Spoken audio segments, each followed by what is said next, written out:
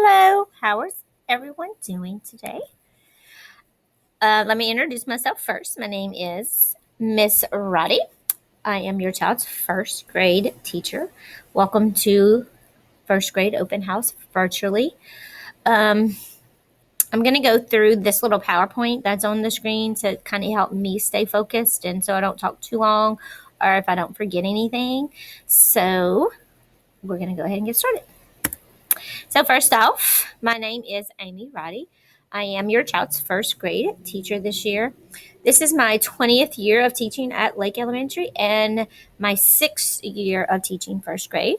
I taught kindergarten all the other years, so I have enjoyed moving to first, knowing what they should know and should have gotten from kindergarten. I can pick right up with it and continue moving with them. Teaching truly is my passion. I enjoy every second of being in the classroom with your students, with my students, your children. It's really fun and rewarding. I enjoy it. I am married to Tyson Roddy. We have 3 sons. I was born and raised in Santa Mara, even came to Lake as a student. So it's very much home for me. I'm looking forward to this year and teaching your children and getting to know them. I know it's going to be different again with, everything that's going on, but I'm looking forward to it. We're working through some kinks. We are, trying to keep those masks on, trying to social distance as much as possible. And the kids are doing really well with it. So I've been super impressed with that. So we are going to keep working with that. I sent home for supply drop off date a little remind app sheet that kind of tells you how to log on to my class in case you want to get updates and information from me. It's really important. I don't use it a ton, but I use it in case I forget to send something home or if something needs to be returned the next day. That's really important. I will send reminders out for those kinds of things. Sometimes in the afternoons when we're packing up, things get a little crazy and I might forget to put something in their binder. So I'll just send a picture of it and say this should have went home today. I'll try to remind you when it's like smoothie days and stuff like that. I do not send the same note that Dr. Muse sent out through his Remind. That is a whole separate Remind thread, but I feel like if you got it through his Remind, you don't need it through mine. So it is different from his. So you will get information from him regarding the whole school, like buses and lunch changes and things like that. This one is just specifically for our classroom. So if you haven't signed up for that yet, please do so by following the information on the paper. You can pause the video and type in what you need to do that. Also, my email is on here right here in purple. Please feel free to email me anytime. I don't always respond right away, but I will respond at some point. Usually it's in the afternoons. It's usually actually in the evenings later, like 9:30, 10 o'clock when I finally get around to sitting down and doing it. When I'm here, I'm constantly working with your children or in meetings or something. And then when I leave here, I have 3 boys of my own. So we are nonstop. So usually about 9:30 is when I sit down, check my email, and we'll try to respond back to you. If I don't respond back to you by that evening or the next morning, feel free to send me again. It might have gotten overlooked or mixed up with something. We had some emails lost already from the beginning of the year. There was a mix up with the emails and the Google emails and stuff, but I think they have that fixed now. So if you emailed me before and I haven't responded, it might have been because they got lost somewhere along the way. So please email me again. Thanks. Let's see. So in our classroom, we have 5 basic rules. Listen when your teacher is talking. Raise your hand to speak. Raise your hand when you need to leave your seat. Respect others in our classroom. Make smart choices, following directions, and keeping hands and feet to yourself. I refer to those rules a lot in the classroom, but they are numbered. So a lot of times I'll say you're breaking rule number 2. And I've been saying the rule lately in class so they know exactly what rule it is that they're breaking.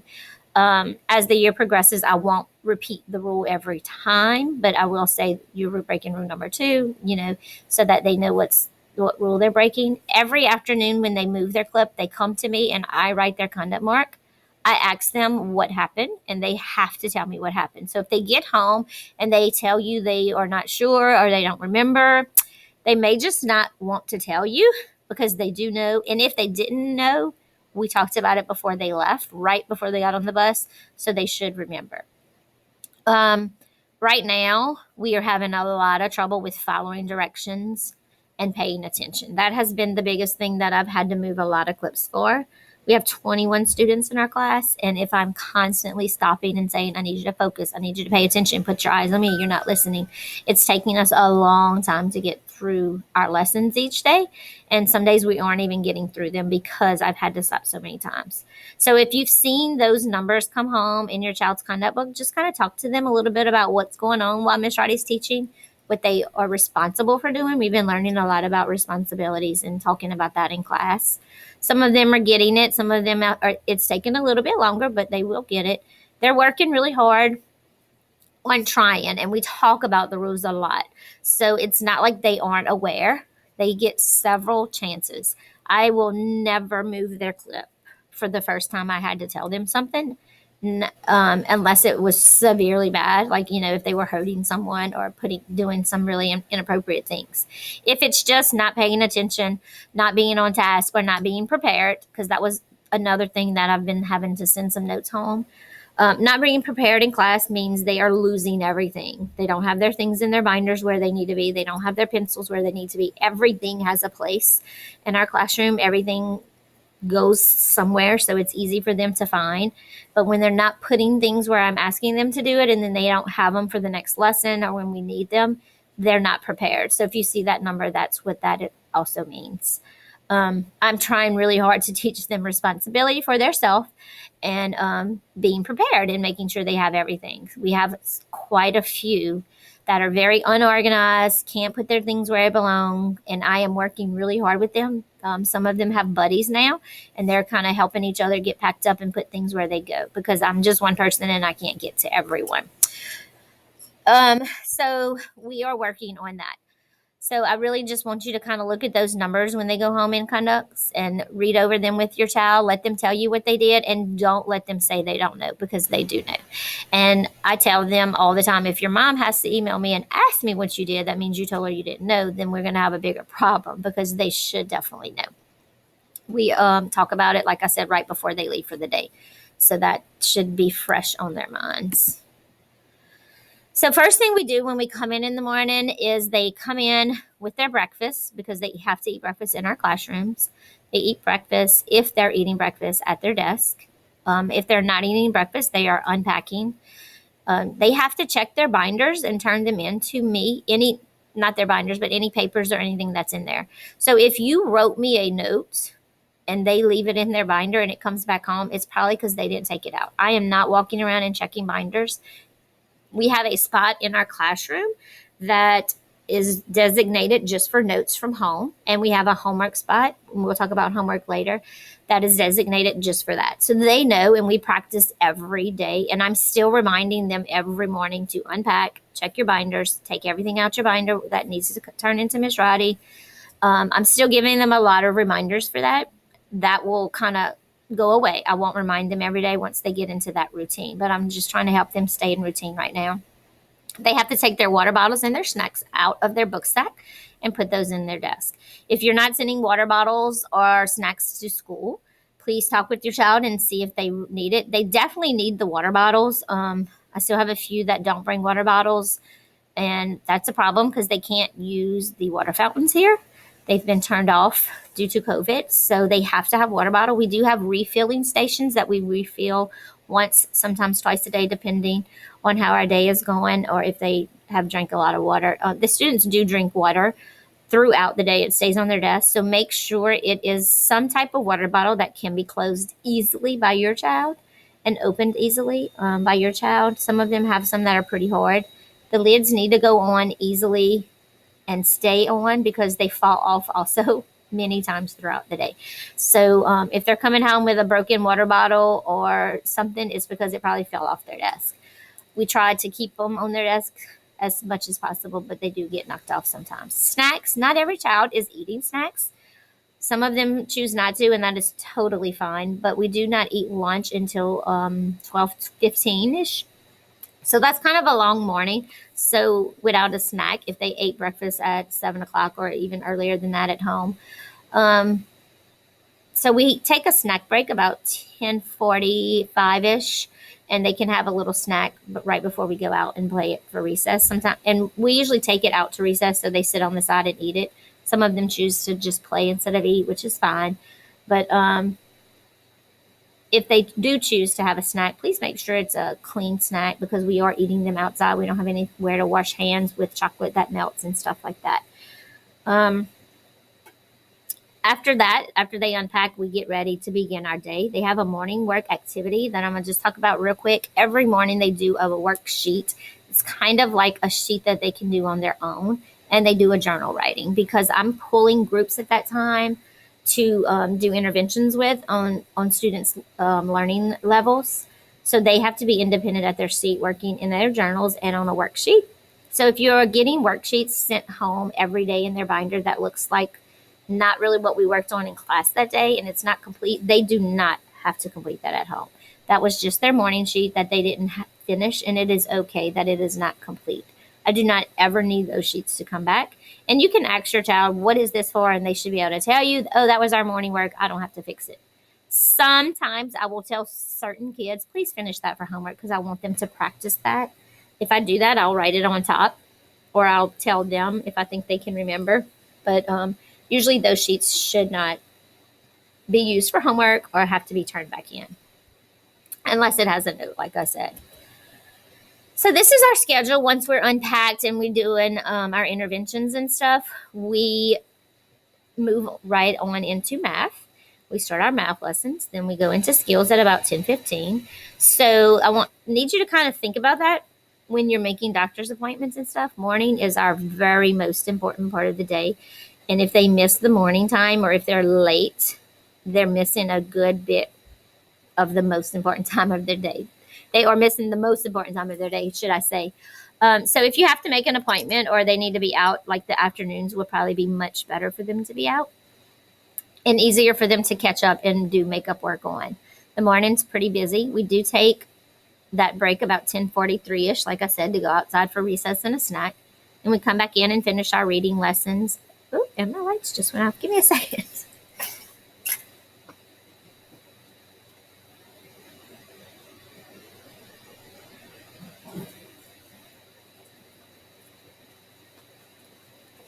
Sorry, guys. Then we come back and we do a comprehension block. That's where we do our guidebooks in social living. That's our big comprehension block that we do where it's read aloud to them. They have to listen and understand and answer questions. We use our social living and science skills, social studies and science skills during that time.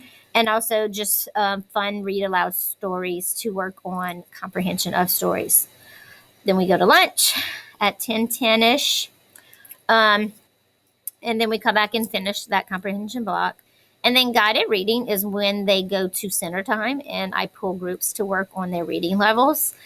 They should have come to first grade on a level 4 and they should leave on a level 6. So that is the time where we work on those levels at independent levels instead of whole group like the rest of our day has been. And then we get packed up and ready for enrichment. They go to enrichment from 2:15 to 3:15. That is music, PE, or art class is what they have this year. And then when they return, they are dismissed to their buses. So our day in class actually ends about 2:15. So if you ever need to, make an appointment at that end of the day, that will be perfect for them.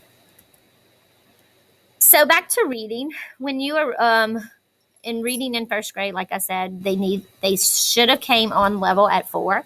They will be leaving at the 16. That is a huge growth from a 4 to a 16. So we will be doing lots of moving with that. That is going to be our goal. Each kid will have a goal that they have to reach and hopefully surpass. We will work independently and whole group and small groups on those different levels. You'll see different level reading things going home for your child to work on at home. But the most important way to help your child be successful in first grade with reading is reading at home. The more they practice, the better they get. Even if they are at that frustration level, they have to get past that frustration level. And the only way to do it is reading with them. You read most of it in the beginning and they read some of it. And then towards the end, they should be reading it all. They will have skills homework that is torn out of their class workbooks that will be sent home each day if they have it. They don't always have it. Those sheets do not need to be torn out. You can definitely tell what kind they are because they look like workbook pages that they kind of, they look just like the pages we do in class. Those do not need to be sent back home. I do not need to see them. I trust that you are doing what you need to do at home with your child. And it just kind of piles up and makes a mess if they keep bringing it to me in class. They will be getting reading fluency homework and comprehension homework that's going to be sent home. I've already sent home some of the comprehension homework sheets with the little stories with questions for them to answer. These things, those types of things are the only ones that I need brought back to me. I do like to look at those. I like to watch their progression. I like to make sure they're practicing at home. Because like I said in the beginning, practicing at home is one of the most important things that we need to be doing right now with them. So I would like to see those pages come back home. So if it's a reading story with questions, those need to come back home. The stories, please keep the stories at home and practice them. Because practicing the same story over and over and over builds fluency because they get more confident with the story. Even if you think they might be doing it just from memory, they're still tracking those words and making sure they're saying what's on the page. If you're watching with them, that's awesome practice for them. So keep the stories at home, but send me the question sheets. Sometimes you can't because it'll be front and back, but most of the time I put them separately so that you can keep them at home for extra practice. For math, when we do math, we're doing lots of different things, but most of it is ongoing from kindergarten. So you should have seen most of the things that came home so far was number bonds and counting and stuff. So those skills are going to continue, but we're going to use them a little differently with bigger numbers and different ways. Each day we do the problem set in class and an exit ticket. Sometimes I send the exit tickets home. Sometimes I keep them for myself because it tells me how to look for it to my next lesson. But they always come home with their problem set if they're putting things away. I have a lot that are leaving them in their desk. I keep trying every day to make sure they're taking those home because they're good help for you to see exactly how it needs to be done at home for homework. Math homework is in that big workbook that I sent home with your child on the first week of school in their book sack. Those do not ever need to come back to class. Now, they should be kept in their book sack just so it's easy to find. But if there's a safe place that you have at home that you would prefer to put it, please do so. But it needs to be in a place that it won't get lost or get go missing because they will use it every day. On their newsletter, it tells you in the bottom, homework corner, what pages to do each night. If for some reason we don't get to that lesson that day, because sometimes that will happen, I will send a remind notice saying, do not do math homework tonight. We did not finish the lesson. Sometimes we just get started and the lesson doesn't go as planned. So I have to change some things up and I don't want them to do the homework without finishing the lesson. So other than that, everything it should be on the newsletter. You should be, excuse me.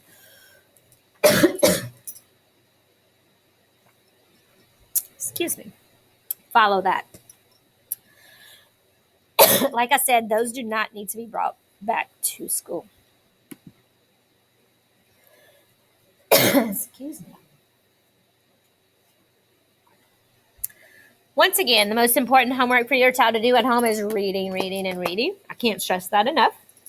If your child does not like reading or enjoy reading, don't make it worse, but try to make it better. Even if it's just reading simple things on a cereal box or fun things around the house. Also, something we need to make sure we're doing at home is practicing and studying those sight words. Sight words are huge in first grade. They will not get many new ones, but they should still have all the ones from kindergarten in their brain.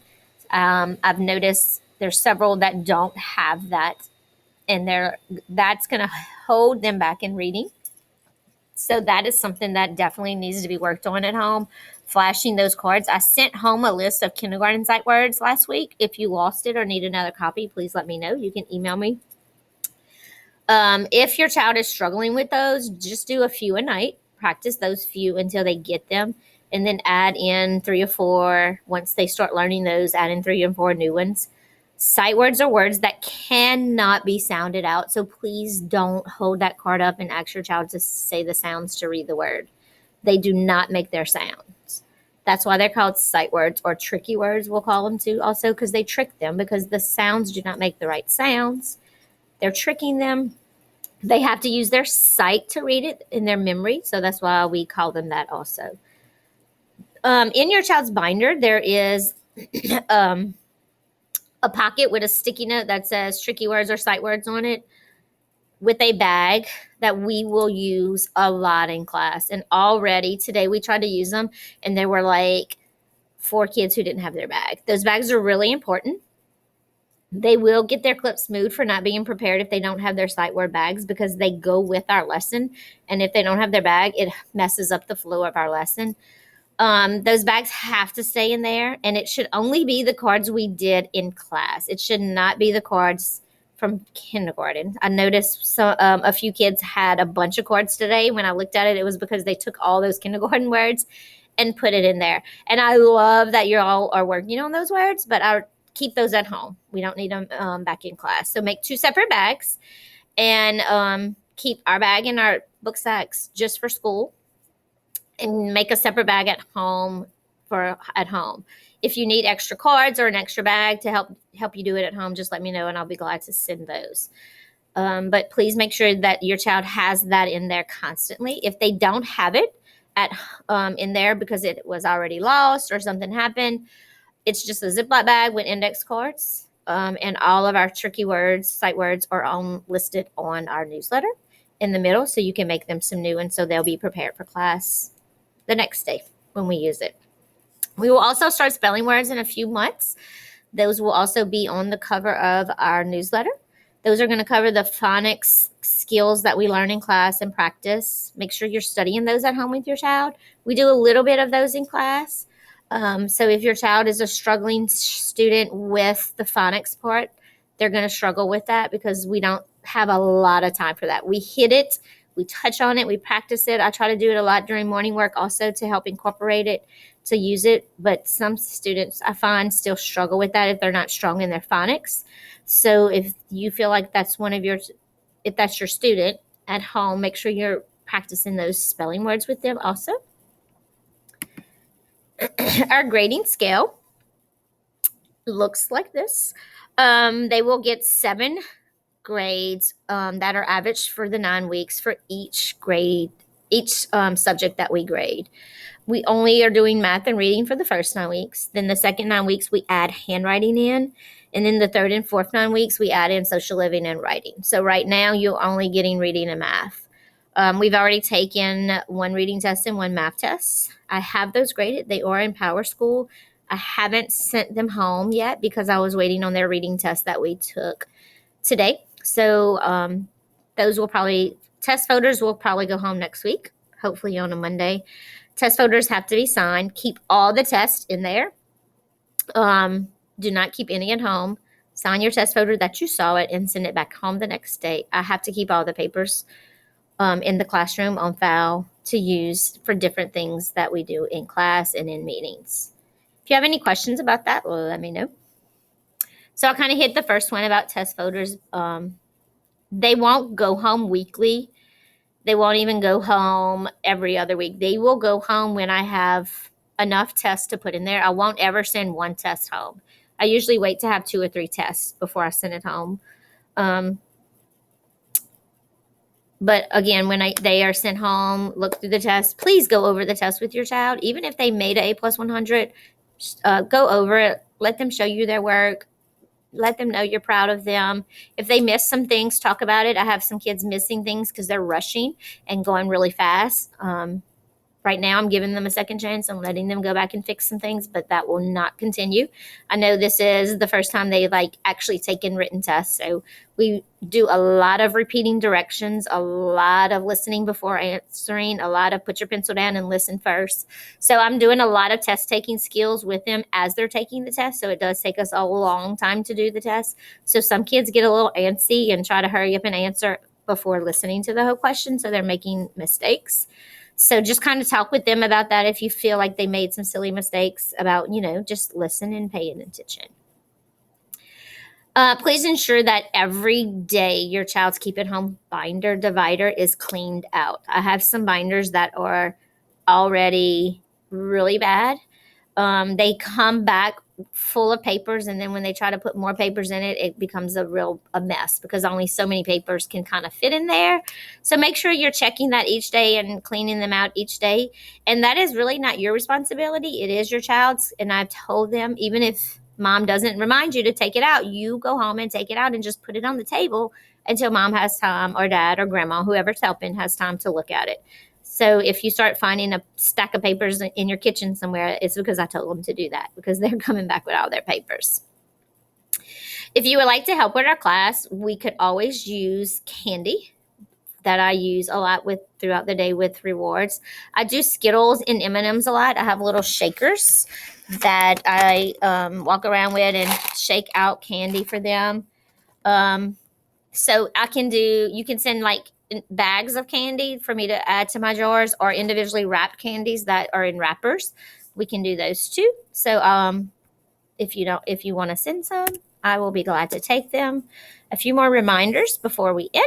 They do need earbuds or headphones for computer time. We haven't started computer time because I have a lot of kids who do not have headphones or earbuds. So if you don't have those yet, please be on the lookout of those when you are able to send them. If you have a problem getting some, please let me know. Also, don't forget water bottles. We need those every day, and snacks if your child wants a snack. Water bottles are used, like I said earlier, all the time. And it's very important. The brain doesn't work as much as if it's not being hydrated. So we want to make sure their brains are getting everything it needs to work correctly. Other items that you can donate to our class if you would like are small zipper bags or pencil boxes. In my effort to try to help keep them organized, I'm finding that these things are needed. A few kids came with both, and I really like the idea. So if you're out and about and would like to pick up a few, one or two, or however many, and send them to class for us, I would greatly appreciate it. I just need the little vinyl bags, nothing fancy, and the little colored pencil boxes that look like that. Just to kind of help us keep organized and be prepared and be efficient when we are working in class. That is it, guys, and I hope I didn't ramble on too much. I hope I answered as many questions as I thought you might have about first grade. I know I've gotten a few things about the homework questions, what to turn in, and the test folders and stuff like that.